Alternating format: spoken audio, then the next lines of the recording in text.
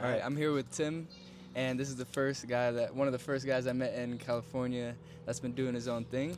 The Combo Podcast is the message of keep on going. We'll start with an introduction of yourself, of who you are, and what you Okay. do. Yeah, I'm Tim. I run a couple businesses and I also produce music. Yep. That's simply put, yeah. Yeah, yeah. Okay, and so I want to go back to when you were growing up. What type of kid were you growing up, and how come you have this characteristics to be able to run businesses? Growing up, I feel like I don't know, I was a big gamer, and when I'm gaming, there's a lot of ways to play a game. I don't know if you played like RuneScape, Oh, but I've heard, yeah, RuneScape.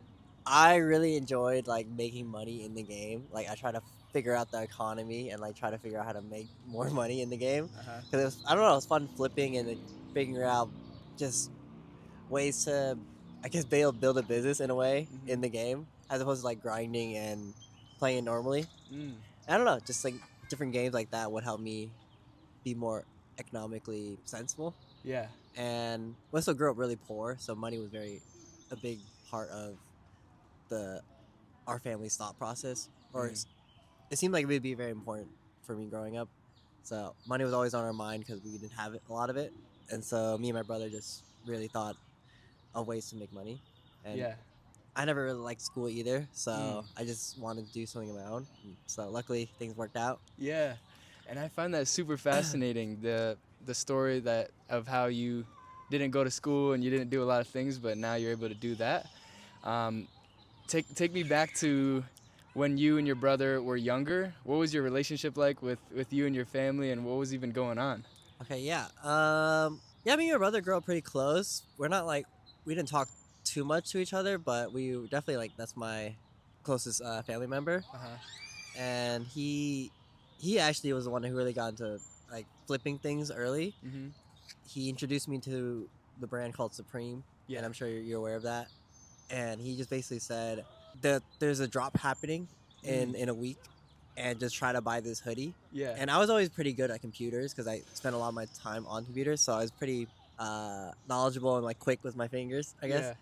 And so I was luckily able to get a box logo, and Yeah. then he was like he looked at me like really, and Oh. I was like I didn't really know what I got, and Uh then huh. I just showed him it. He's like, damn, because that shit it was worth like $1,000 resale. Oh my It only cost goodness. $150, and then he like split the money, my profit with me. Uh huh. And after that, I was like very surprised and thought Yeah. there's ways to make money. This is a crazy way to make Oh money, and my. then I just So unlocked that. so was And that your first ever taste of reselling, and was that how you got hooked into it? yeah, pretty much. And then after that, I just learned how to get more and more drops and built money like that. And then a couple of years later, started figuring out how to do actual businesses. But yeah, the reselling was definitely the start. Oh my goodness. So basically you're basically in school while you're doing all of this, and how what was going on in high school? So now you're older now and you can kind of go out the house, go around the Mhm. place. What was the change of knowing how to resell and be able to make money while still in school? What was that like? I mean, school was pretty. I skipped a lot of school to be honest, and I just like stayed home a lot of times. But I still like got like passing grades because Uh-huh. I was pretty good at like just coasting on by. I mean, I did AP classes. I was able to like pass them, but it just school was never really for me. I just really hated it and dreaded it, and I had a lot of freedom because I had my own car too. So Yeah. and my parents were all busy working, and so they couldn't really like parent me too hard, Wow. and so I was. But they knew I was responsible enough to like get what I needed to done, Yeah. so they just trusted me, even though they yelled at me a lot. But Mm. yeah, and so I was had a lot of free time to like mess around with the computer, try to make money on drops and stuff. Yeah. Oh my goodness. So this is just so inspiring because I guess when I did come to meet you, were you now out of school and finally doing everything on your own? Or Yeah, when yeah, did you yeah. decide to not go to school anymore? And did you even finish high school? Oh no, I graduated high school, like not great grades, but I got the diploma, and Mm. then I went to community college for like less than a quarter, and then I Oh, I dropped didn't even out. know you went to college. Yeah, I went to like a little bit of community, and then I got like FAFSA money, Yeah. and then I just yeah, I just thought like college is not for me. I Mm. gave it a shot, and Yeah. then dropped out, and just kept making money, Yeah. and then just flipping So, it. how did you know that you can even do this? You know, how, were there any fears along the way that you were slowly starting to build money and slowly starting to flip bigger things? I mean, yeah, I mean, there's always a fear of like you're on your own. There's no stability, but I guess when you're in that environment, it's either like a sink or swim. Like Mm-hmm. you just get the drive to just keep going. Yeah. And if you don't do it, then college is always there. You can always fall back. Yeah. But I didn't really have a choice because my parents moved to North Carolina, and I wanted to be in California, Mm. so I was on my own. I needed to make my own living, or I have to go to North Carolina. Wow. And I don't know what the hell I'm gonna do over there. So I just had Yeah. to make money. It's like there's nothing else to do. You Oh just my have to goodness. do it. So and okay, so basically your parents move out to North Carolina, Yeah. and what did you even tell them? Like you just said, "Oh, I can actually do my own thing out here in California." Yeah, I mean they were just gone, and then I was like, yeah, I mean they always were telling me like, yeah, just come move over to North Carolina if you want, but I just made it clear like I'm gonna try to make it on my own Mm. out here, and it just worked out. Like and my bills are paid, and they're like Yeah. they can't really say anything. Wow. Okay, yeah. And so now you're on your own. What would you say is one of the biggest lessons you've learned through a failure of yours? Because I'm guessing the journey wasn't always upward slope. Yeah, definitely. I mean, there's times where I basically hit zero because I was gambling my money away in like stocks and crypto and Mm. just got a little too greedy. But I mean, important lessons is if you are grow your own skills and network, then even if you hit $0, you can get it back if you are confident in your own abilities. Like Yeah. if you know you have skills in these aspects of life, and you can add value to other people in these ways, then even if you get those back to zero, if you as long as you have a good network too, then you'll be able to build something back up and start the ball rolling. Yeah. I think it's really important though is that you have to reputation matters a lot. Mm. Like you should not you have to act in a way where you have to be consistent in just doing good business because that word spreads fast and Mm. people know each other and they will talk about you especially. And if you're not consistent in business Yeah. and that you can show that you're actually a person that does good business, you're a good person, then you're not gonna be able to get the opportunities later. Wow. Yeah. I feel like that's a really important part that you just said.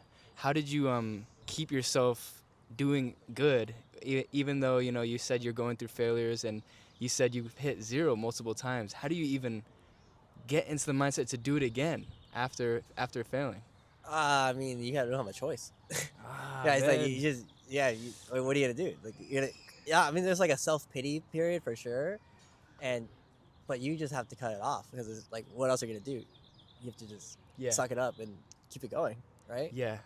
And I want to give you credit a lot as well because basically when I was doing the intern at Mm. Harajuku, I told you the story too. I would guess I was trading and losing all the money. Yeah, And you said just create a good business and try to get 1% better each day. yeah. And that really inspired me to, yeah, switch my trajectory and look for other things. Um, how did you overcome that? Because I remember there was one moment where I was like, oh, I always wanted to buy the laptop. And you Mm. said, oh, I lost as much as a house too. I lost the house. Yeah, yeah, Yeah. So like, how does that even cross through your brain? yeah. Like what do you mean? Like it's just after you're losing it all, and Yeah. then yeah, I mean, you just there was a period of like definitely I was depressed. I was like, Mm. damn, I'm such an idiot. Like I had a house worth of Mm. money just like from nothing basically, and I just got greedy. And you just have to sit with yourself and reflect. Yeah. The important part is just you just have to reflect on like how did this come to be, and this is who I want to be, Yeah. and then you just have to I don't know like meditate in a way. I wasn't really like meditating in like the traditional sense, but it's like you have to just sit with yourself and accept it and then let it go. Mm. Like if you hold on to that forever, then you're gonna have this negative energy forever. And honestly, yeah, in a way, it's kind of therapeutic to finally hit zero. Because like when you're like seeing the money go down slowly and you're just like stressed, like having the bounce up and down in like the stocks in a way, Mm-hmm. you feel such stress of like up down, is it gonna come back kind of thing. But when you finally hit zero and like you sell and then you just like it's over, I kind of felt therapeutic, even though I like basically lost everything. It's like Wow. it's just finally over. Yeah. And during that time, you said, you were feeling depressed and you didn't know what to do. Did you think of ever like restarting, going back to school, like looking for a job? Like how did you process that moment? Yeah, those thoughts definitely crossed my mind a couple of times. I'm like, but I just still knew I wasn't really just that life wasn't meant for me. I take a hard time like just doing school and follow things like in a rigid way. I really value flexibility in my schedule, and so I still had like the skills and of what I did, so I just had to just start it up again. Yeah. I mean, yeah. What else are you gonna do? I mean, if it kept failing, then obviously I'm not making money. Then I'm gonna pivot. But it's just you have a self confidence in yourself that Yeah. no matter what happens, if you believe in yourself, you'll get something done, Mm. or you'll just be able to keep it going. Yeah, that's amazing. And I guess how important would you say surrounding yourself with the right people are? I'm guessing you could have surrounded yourself with the wrong people. Right. How do you navigate through certain people, and do you like cut people off? How do you even do you reach out to people to try to be better? What is that like for you? Yeah, I mean, your network is who you become. Like the people you spend time with is who you are. Basically, you choose your path in life, Mm. and especially in LA, you have to navigate your network very carefully, and you definitely have to cut people off because there's a lot of fake people who want to just extract value as opposed to add value together and build something together. Mm. And so you have to become good at thinking about whether or not this person will be add value to my life or not, or are they trying to take something away, or yeah, what are we doing this relationship for? And there's people who in my life, like monetarily wise, like they're not, they're not making a lot of money, they're not like hustling like that, but they still add value in ways of like fulfillment of like they're actually a good person, and it's still good to hang out with.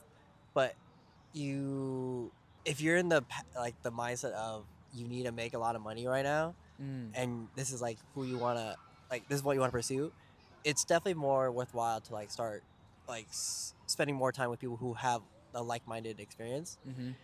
Doesn't mean you have to cut off the old people, but you do have a set amount of time in your life or Yeah. to like spend, and so you would have to, if you're spending all your time with these certain people and this you end up in this cycle, I guess, Yeah. of just hanging out with them. Maybe you're smoking weed, maybe you're just shooting the shit, but Mm-hmm. like no one's like building businesses. Mm. It's gonna be hard for you to feel like the pressure to build your own thing, Yeah. and yeah, so I think it's important to at least have people around you who are doing something that you want to aspire to be, right? Yeah. Like something to at least look up to in a way. Yeah. Yeah. Yeah, definitely. And so, when you were going through this whole process, who did you look up to when you're going through all this? Because it seems like you said you came from a poor background, and I guess the first thing that motivated you was to not be poor. But now, Right. what's motivating you to continue? Who do I look up to? I think my brother definitely. Like he was a real hustler and still is, and like he does really good business, and he's done a lot of shit I can't believe he's been able to pull off, especially knowing our upbringing. And so I definitely look up to him a lot. And like, what motivates me now to keep going is just like just personal, just desires to do cool things. Yeah. Right.